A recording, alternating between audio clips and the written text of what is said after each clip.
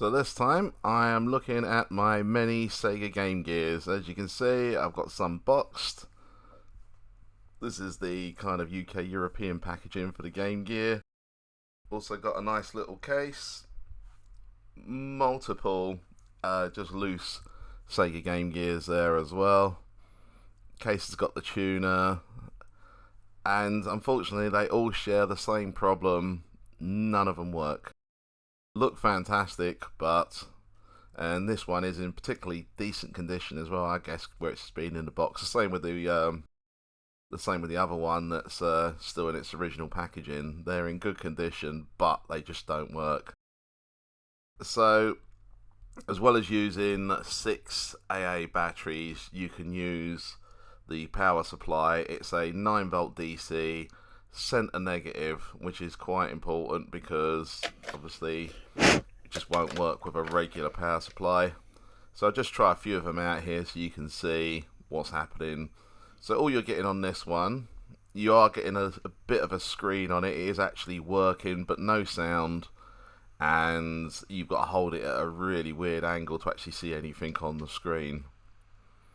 That's probably the most working version I've got at the moment. As you can see, this one's just got white lines all over it. A lot of them will just kind of power up and you'll get a display. And I say display in the loosest terms. It'll basically, the backlight will come on, but that's all you get. You won't get a game or anything. And you can see just adjusting the brightness control on the side there, it doesn't really change at all. It just kind of stays at one level.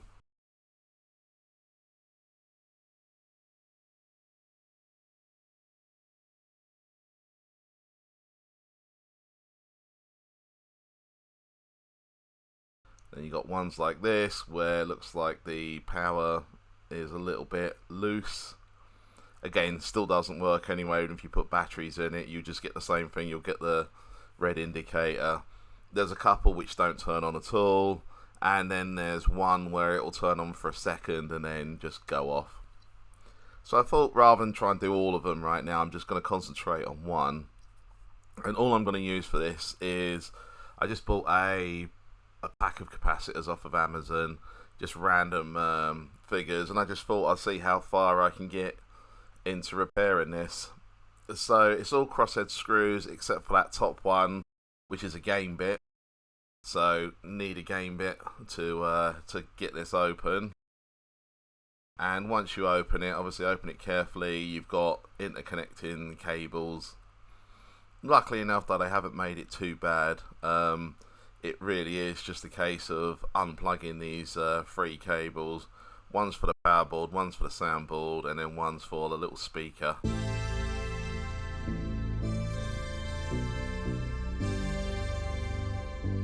It's a shame really they didn't use stereo speakers on here. They've just done the one mono.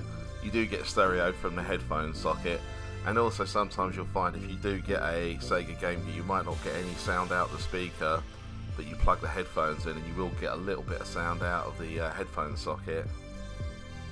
But as you can see, that's fairly straightforward to split these 2 halves apart. And to start with, I'm going to concentrate on the main board itself.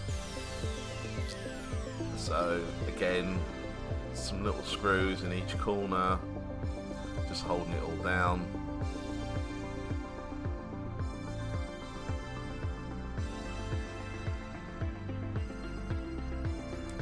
Then we got these slightly bigger screws that hold down the cartridge pull, I guess, to give it a little bit of extra strength. That actually does connect to the case, so that does need to be taken out to remove this.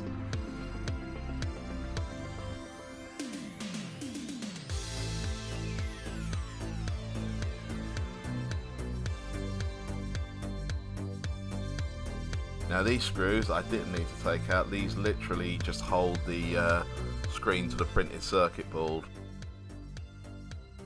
However, as you can see, this really hasn't been opened before, so it might be worth just removing them, because as you'll see when I do get this board out, the screen just wants to stay there.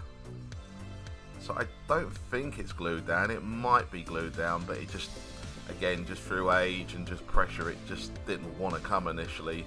Just removing all these other little bits and pieces so I don't lose them, just the buttons and the little membranes behind the buttons.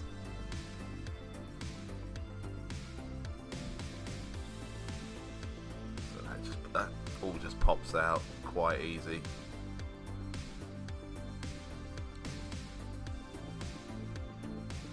And as you can see with this display,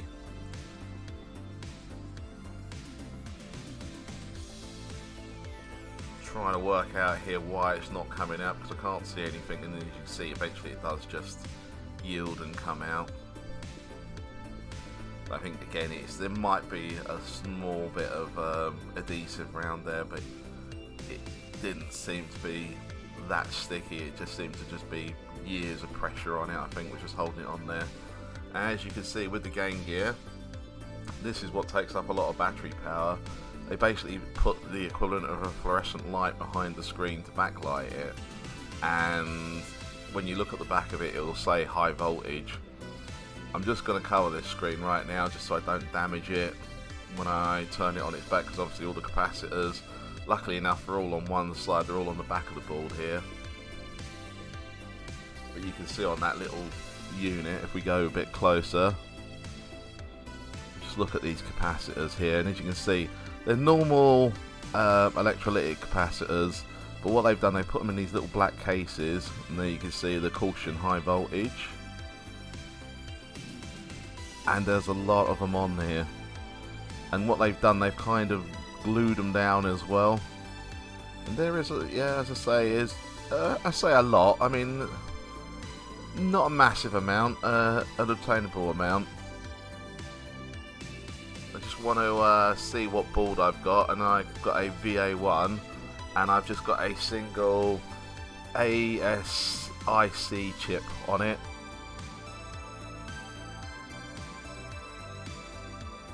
And looking at this website, it looks like I'm capacitor set 2, which are these capacitors are on my board. So again, when you open it up, have a look, see what ones you've got, because different board versions, different capacitor, and if you buy a kit, you don't want to buy the wrong one. And to get the old capacitors off, fairly easy. So I've just used a pair of long nose pliers just to basically break the glue, not give it too much of a wiggle. Then I'm just using a soldering iron just to desolder it. And again, it's on surface mount. It's not through hole, these capacitors, for some reason. So it is just a case of warming them up and you can take them off.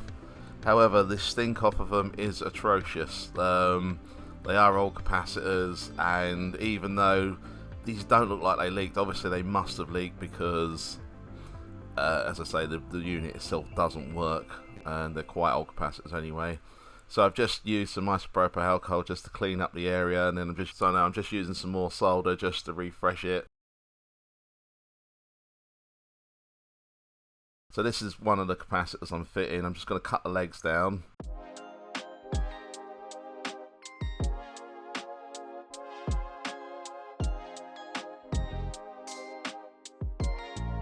I'm using my long nose pliers here just to bend the legs on it, just so they sit down flush on the board.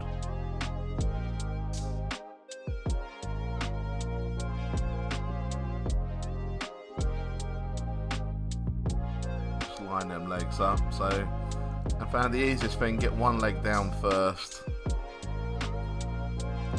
and then that lets you manipulate the other leg into position, and then solder that one down.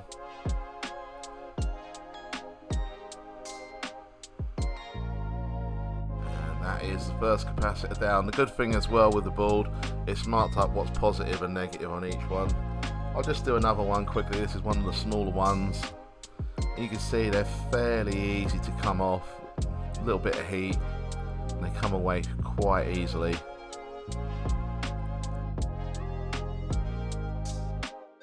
Again, just cleaning it with some isopropyl alcohol, just in case there has been any leakage or anything. It will just clear that off, otherwise if it stays on there it will just keep damaging the board. Again, just cutting down the legs.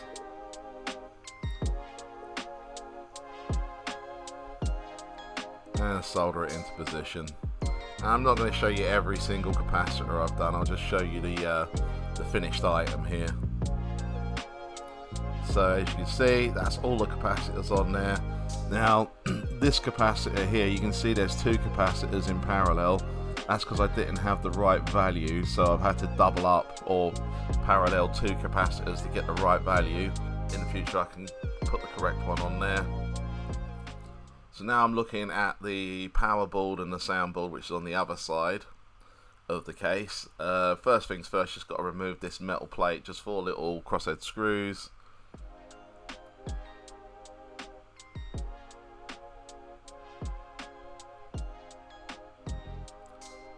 That comes off very easily, and you need to remove that just so that you can get the soundboard out. So soundboard's only held in with a couple of screws. That's easy enough to remove. So the power board, the capacitors on that are through hole. The soundboard, the capacitors are the little metal surface mount capacitors.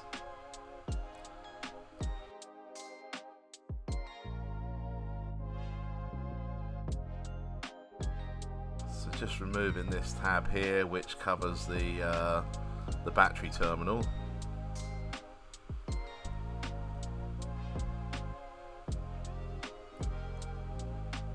Now I did notice a little bit of battery leakage on these terminals, so I'm just going to give them a little blast of isopropyl alcohol and a little clean up just to make sure that corrosion doesn't get any worse. So now I'm just putting some flux on the solder braid so I can remove these through hole capacitors on the power board here.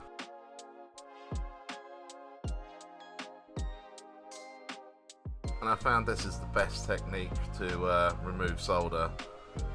Works better than a solder sucker or anything else. You can just see all the solder just drain up the braid. The flux really does help it a lot. If you just try and do it with just the braid, it tends to not do it as well. You end up putting a lot more heat on there than you really need to. So highly recommend getting some flux. And then I'm just using the soldering iron just to heat up the legs a little bit more, just to finally get this component out. The one thing I will say with the power board's not too bad. The soundboard, however, there is a lot of plastic stuff around that you can easily hit with the soldering iron, which I managed to do. So with the power board, I did manage to hit the brightness control with the soldering iron, so caused a little bit of damage there. So here I'm just using these inverted tweezers to hold the capacitors down to the board, so it makes it a lot easier to solder. So once I've soldered one leg, I can remove them and then just solder the second leg.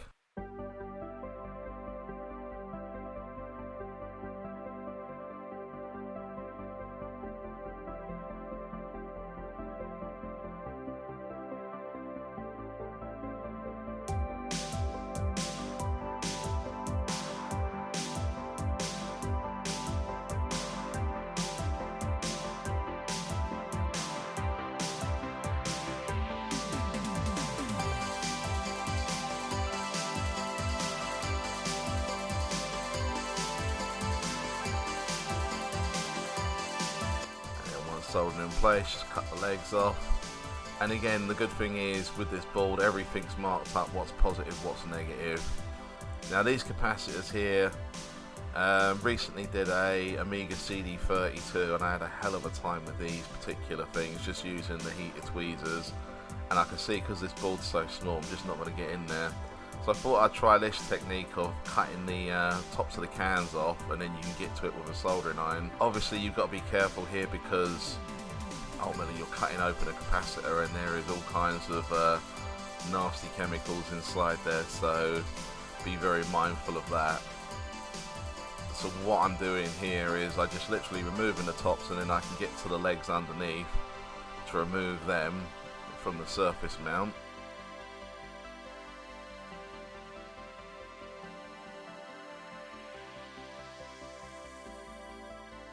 And again, it's still not as easy as you would think it would be. So what I did, I kind of heated it up because there's this little plastic base on there as well. So in the end, what I did, I kind of cut off the plastic base. So I heated it a little bit, so it damaged that little plastic base, and I could like cut the plastic base off so I could get to the legs a lot better.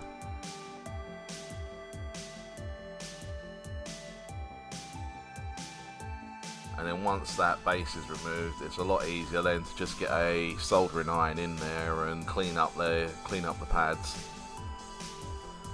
So what I decided with this one to do was remove all the capacitors first, and then just blast it with some isopropyl alcohol, and then just solder the new ones on. So the little smaller 47 microfarad capacitors, I used proper size electrolytic rather than trying to use the surface mount capacitors, just because it's just so fiddly where they are very close to other components. And the actual speaker connector, there's like a 5-pin speaker connector you can see there on the right hand side. I ended up desoldering that because just to get to these particular legs on this other capacitor down there, there's no way to get to it without damaging it with a soldering iron, so I had to remove that. So here I'm just reassembling everything. I've already put the soundboard in, and I'm just putting a power board in. Now if you look at the top of the screen, you'll see another power board. So the power board I fixed seemed to work fine with a power supply, but when I tried batteries it wouldn't work. So what I've done for now, I've just borrowed one from one of the other Sega Game Gears just to get this unit up and running. Obviously the capacitors on that will need changing, but the power boards tend to be a lot more reliable than the surface mount components. And as you can see from the earlier on in the video, we know a lot of them do power up okay. It's just a case of they don't do anything once they're powered up. So I'm just trying this out with batteries and see what we get.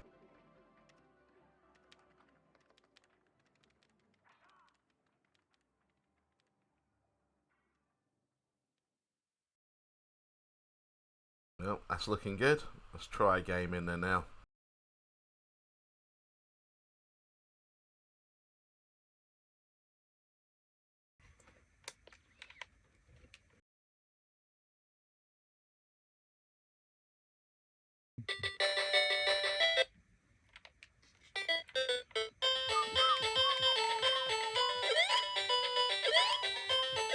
Yeah, that's working lovely.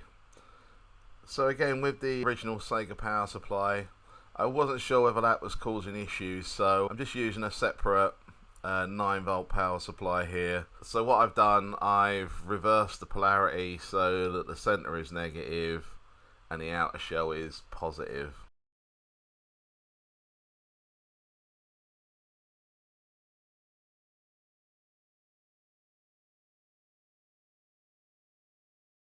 So happy that the power's working with this.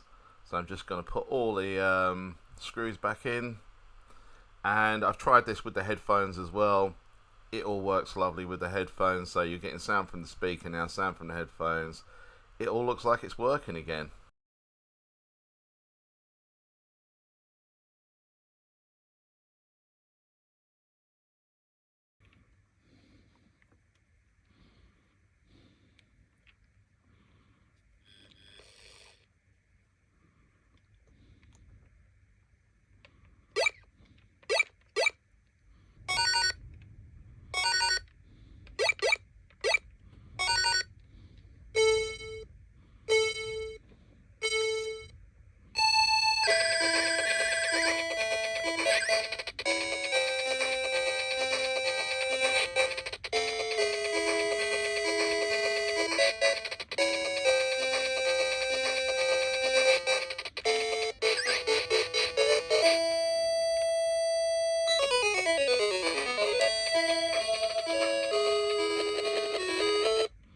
Oh, that all looks good. I just wanted to try this as well. I got this back in the day, a 6-in-1 cartridge for the Game Gear. Just curious to see what's on it. I've never played this before.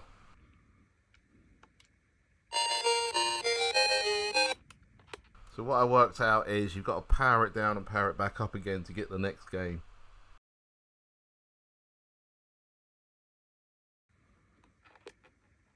As you can see, it's got some good games on there. Not everyone's brilliant, but it has got some good ones.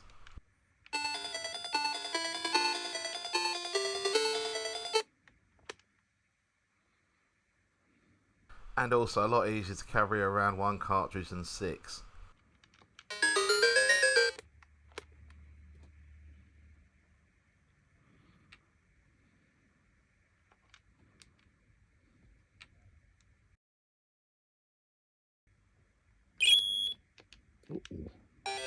So I'm going to play some Gallagher, and I will see you on the next one.